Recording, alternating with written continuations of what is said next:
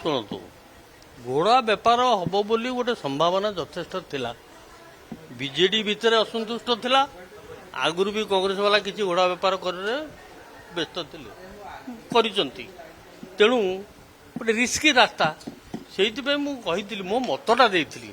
ମୁଁ ଗ୍ରହଣ କଲେ ବୋଲି କହୁନାହିଁ, ମୁଁ ମତଟା ଦେଇଥିଲି ଯେ ହାରିଲେ ହାରିବା ପଛେ ଆମେ ଗୋଟେ କ୍ୟାଣ୍ଡିଡେଟ୍ ଦେଇଦେବା, ଆମେ ଏଠି ଲୋକଙ୍କୁ ଦେଖେଇବା ଆମେ 14କୁ 14 ଏକାଠି ଅଛୁ।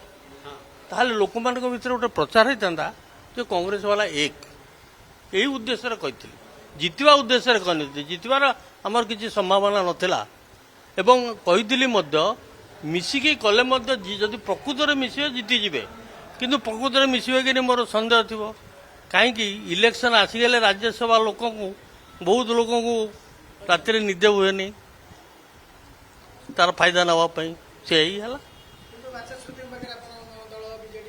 ମୁଁ ତ ଆଜି କହିଲି, ଆଜି ବି ଏଇନା ସଭାରେ କହିଲି, ମୁଁ କହିଲି 33% ମହିଳା ରିଜର୍ଭେସନ 23 ମସିହାରୁ ବିଲ୍ ପାସ୍ ହେଲାଣି, ତାକୁ କାହିଁ କାର୍ଯ୍ୟକାରୀ କରୁନାହାନ୍ତି ଆଗେ?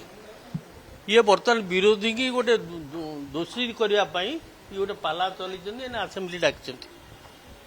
ତୁମେ ଆଜି କୁହ, ଡିମାଣ୍ଡ କର ଆଜିଠୁ, କାହିଁ 50% କାହିଁ ମହିଳା ନ ହବ? ଜନସଂଖ୍ୟା ତ ସେମାନେ 50%, ତାହେଲେ ଏକାଥରେ ତୁମେ ରିଜଲ୍ୟୁସନ ଆଣ 50% ମହିଳା କରାଯାଉ। ଆଜି ନହେଲେ ତ କାଲି ହବ। 50% ମହିଳା ପାଇଁ ମୁଁ ଦାବି କରୁଛି।